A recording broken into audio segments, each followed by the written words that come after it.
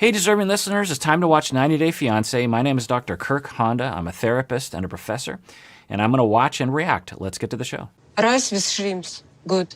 Rice with shrimp? I'm going to do stir fry. Let's put on steam. I don't want you to fry it. Oh, my God. I want you to cook on steam because it's more healthier. I'm going to stir fry it. I don't want to eat fries. So, as I've been saying from the beginning, there's nothing wrong with Natalie saying, here's what I would like for us. What do you think? Let's have a conversation. There's something unfair about saying, you're going to eat what I say you're going to eat because I said so. Now, maybe they've had an agreement and Mike has said, I'm going to get weak, I'm going to lose willpower, and I need you to kick my butt to make sure that we stay on the right track regarding my diet. Somehow, I can't imagine Mike saying that, but there's a definite pattern in this relationship of this sort of conversation. Let's see how they navigate it. Now, from Mike's standpoint, he's saying, I want to stir fry it. So, you can't make me eat something I don't want to eat. I wish that they would slow down and have a heart-to-heart. Now, I wish they actually just loved each other, because there's still that question, like, do they even like each other? Anyway, I'm guessing this conversation is going to go badly. Fried food. It's not fried food. It's called stir fry. Michael, come. You will never lose weight. I'll cook it with water. Water? Sure. Thank you, man. Like that. I don't want to kiss right now. Why? Because I don't. Interesting. He doesn't want to kiss right now. That's a pretty big move to make in a relationship of, nope, I don't want to high five. Nope, I don't want to kiss right now. There are moments like that in a relationship for sure. And so let's see if Mike can communicate why he is doing that right now instead of just backing away. Let's see what he says. Why? Because I didn't let you to eat fried food. No? I care for your health. Yeah. Hello. That's awesome. I would like my man to be in shape. And I'm pushing him not to eat, exercise, not to eat meat, and it feels like he doesn't care. Okay. People are allowed to have the body that they want or to eat what they want. And you can have your wishes, but you can't force people. Again, as I said last episode, imagine if the genders were reversed. And Mike was looking at her and saying, you need to lose weight, you're fat, you're out of shape, and you need to eat differently, and you're going to exercise, and I'm going to force you, and I'm going to emotionally pressure you, and I'm not going to let you eat what you want. Just imagine if we saw a man doing that to a woman. It's pretty obvious that that's unfair and controlling. And if a woman is doing that to a man, it's seen as like helpful or something because of the way we look at gender and these kinds of things. It's not okay. In any gender, in any direction, it is not okay to body shame another person and force them to have the body that they wanted. Now, I'm guessing that Mike has said, I wouldn't mind losing some weight, but that doesn't give someone else permission to control you. It gives the other person permission to say, hey, is there anything I can do to help? How would you like me to help? And I'm guessing that gets revised over time, but it is incredibly destructive for anyone to look at another person and say, you are not good enough. Your body is not good enough. You are not good enough. And I don't like you the way that you are. And I'm on a mission to change you to who I want you to be. And if you don't get on board with even not only the change, but how you're going to change, if you don't change in the way that I want you to change, then I am going to punish you emotionally. That is an incredibly destructive behavior. Now, maybe we don't have the background. Maybe Natalie and Mike have had long conversations about what is acceptable and what Mike wants her to do. It certainly doesn't seem that way at this moment. I care for your health. Yeah. Hello. That's awesome. I would like my man to be in shape. And I'm pushing him not to eat, exercise, not to eat meat, and it feels like he doesn't care, and it upsets me. No more alcohol. there's nothing wrong with Natalie saying, I love you and I care about you and I want you to be healthy and I want you to live a long life with me. I want you to be healthy. I want you to have the body that you want to have. I worry about your heart. I worry about your developing diabetes or whatever it is that she worries about. That's okay. You can worry about your spouse. I mean, I worry about my wife and her health. I worry that something bad could happen to her, and I hope the best for her. But what do we do with that worry? What do we do with that concern? Do we turn it into control and emotional messages that make him not want to kiss you?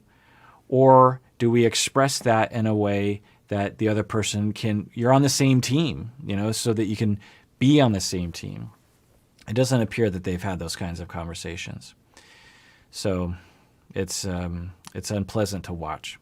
Now, as I said, if we had more background on the situation, maybe we would sympathize with Natalie's approach here.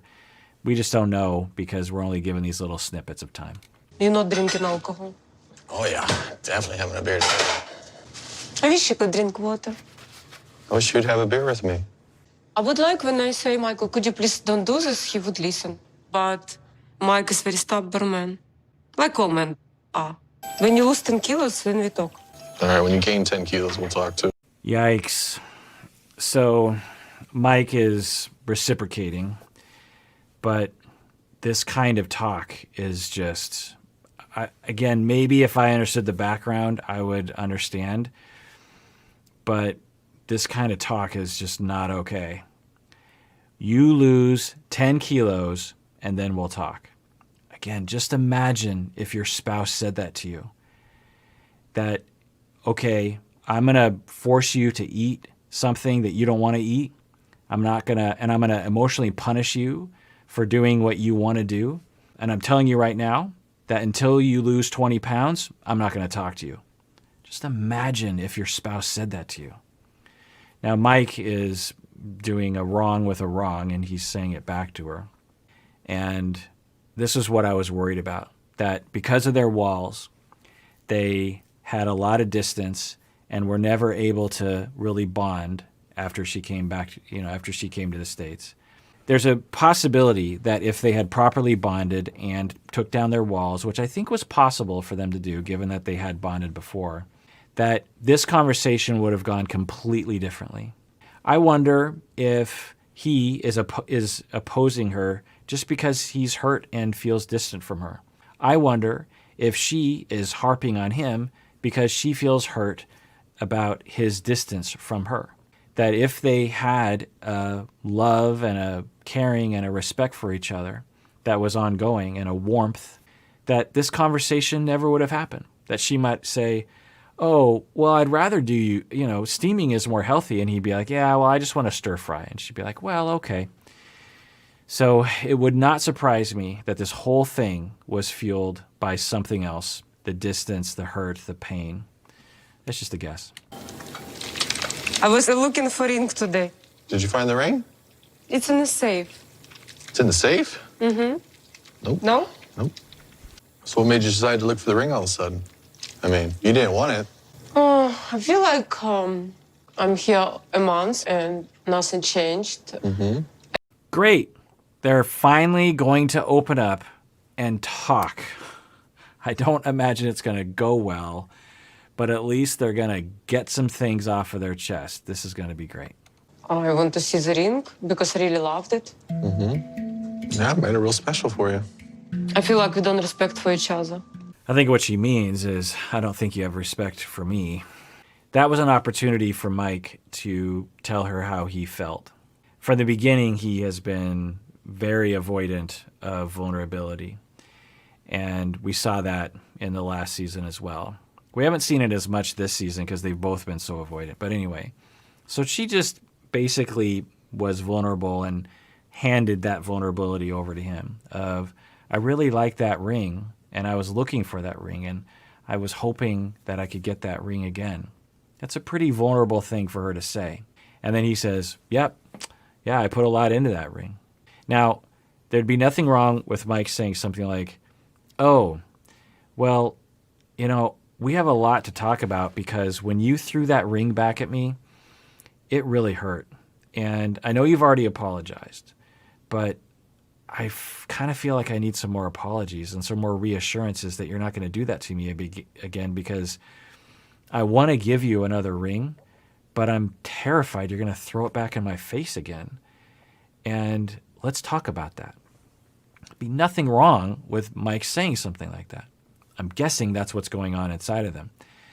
The other possibility is that he has been done for a long time and he's just biding his time until she breaks up with him so that he doesn't have to do it, or she goes back to Kyiv and he can just text her and say we're done, or who knows.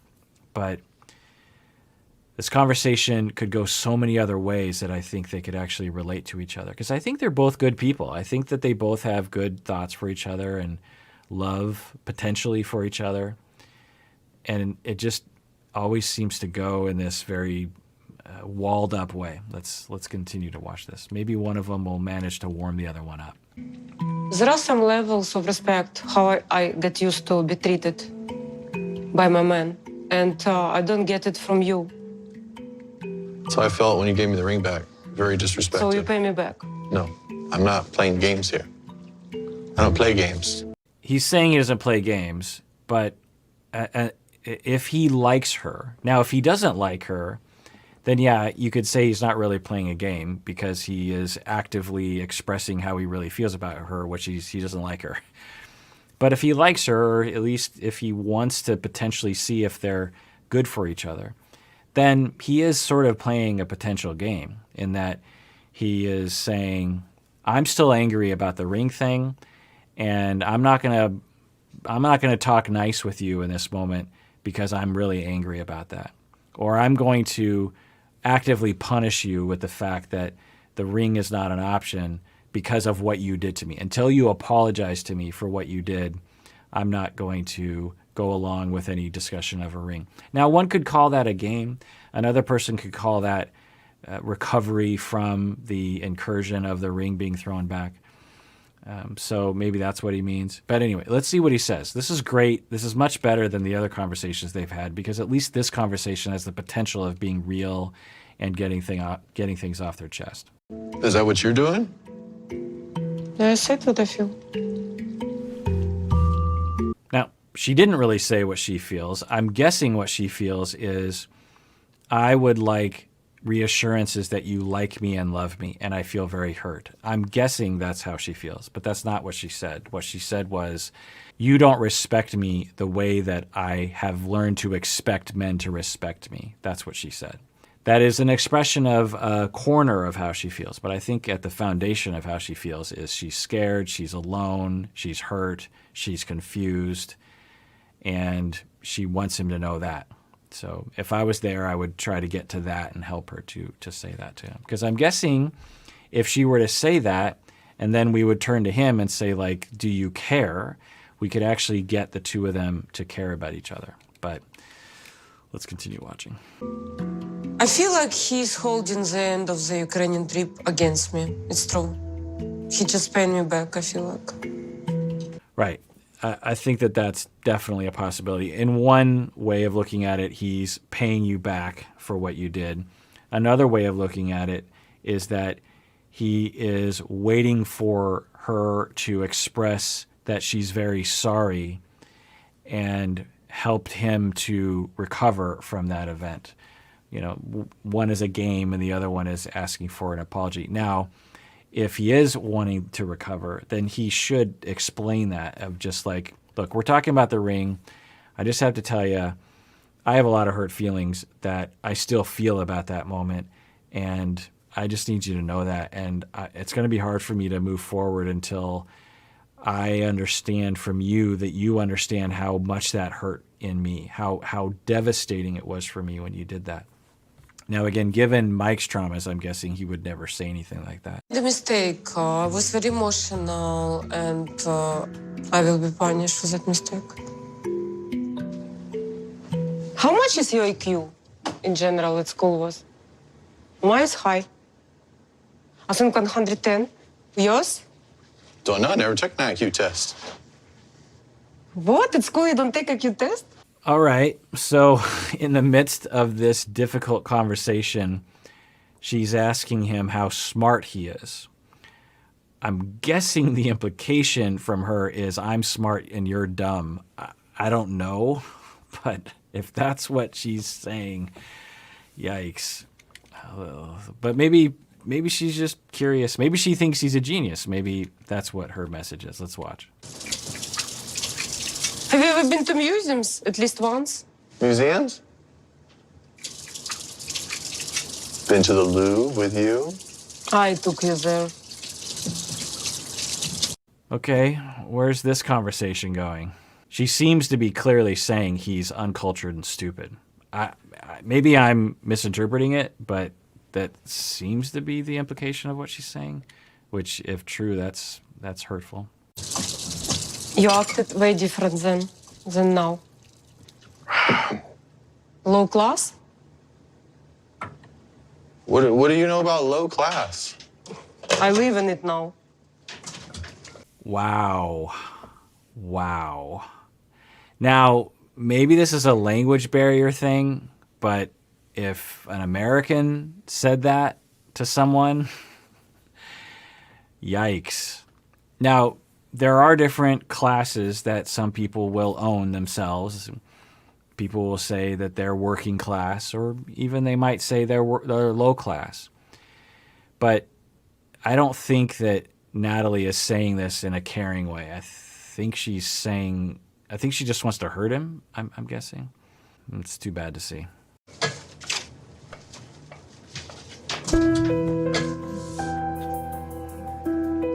You provoke Mike? I think sometimes yes. Not in purpose, but when I feel pain, I want him to understand the amount of pain I have. Yes, 1,000 yeses, Natalie. When they are interviewed, they're so much more differentiated and so much more self-aware. Yes, wonderful that she can admit that.